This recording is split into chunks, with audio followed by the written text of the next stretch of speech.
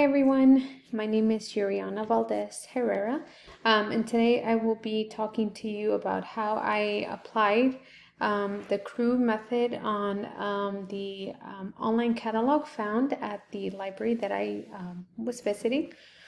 So for the first question, what is your general impression in the section based on your online search? So I mostly focused on the Hispanic and Latino fiction. There was about 388 items found in the online catalog that I was going through and kind of just looking into some in detail, some just kind of skimming over, specifically on the titles that were available. And what I consider to be my general impression was that this section mostly consisted of Hispanic Latino authors.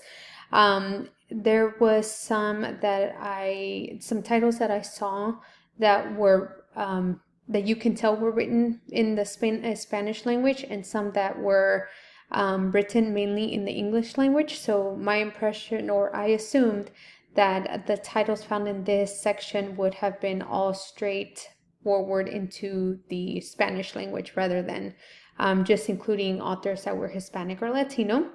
Some sources range from 1 to 4 copies of availability. Once I kept going through the pages, I saw that some titles had a total of 10 copies available at the library. And then the oldest publishing works that I saw was a book called House of Mango on Mango Street. And the oldest copyright version was the 1991. So I did see that original copyright date for that particular title. Then I also saw a 1994 edition and even a 2019 edition. What are the main criteria you will apply specifically to this section? Some of the things that I thought were into consideration for the weeding process. Peer and professional reviews, I think, are important, especially if they're left on there for specific titles. I came across one title that had a pretty bad review. And it talked about that, the reading was just very complicated.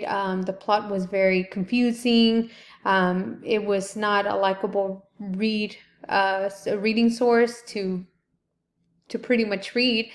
So I think that when people or patrons leave reviews, when they leave reviews like that, I think that should help us in the library being able to weed out some of those not so desirable titles, and to just kind of have them removed from our collection.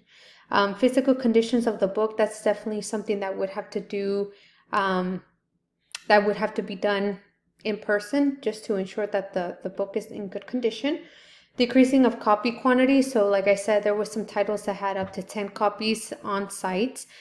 So maybe weeding out some of those copies so that there would be enough room in the shelves for other popular sources that are coming out.